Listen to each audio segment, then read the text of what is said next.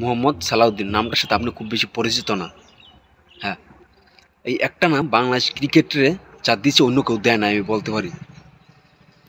যখন বাংলাদেশের কোনো ইয়াং ক্রিকেটার লিটন দাস, নাজমুল হাসান শান্ত, আফিফ, সৌম্য, যার কথাই বলেন না কেন, মিরাজ, সবাই যখন খারাপ খেলে তখনই সালাউদ্দিনের স্বনাপন্ন হয় এবং তার টোটকায়, তার পরামর্শ, তার আবার ফর্মে ফিরে আসে এবং সে কুমিল্লা ভিক্টোরিয়ান্সের মূল কাণ্ডারি, দলের হাল তার হাতে।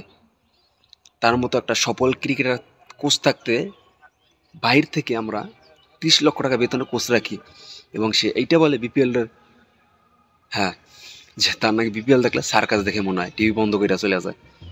তার মতো কোচ বাংলাদেশ ন্যাশনাল টিমের কি হেড কোচ।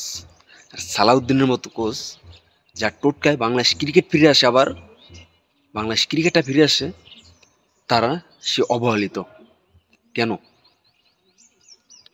কেন দেখেন, কুমিল্লা ভিক্টোরিয়ান্সের বারবার সফলতা পিছনে একটা নাম, সালাউদ্দিন, মোহাম্মদ সালাউদ্দিন, তার সফলতা।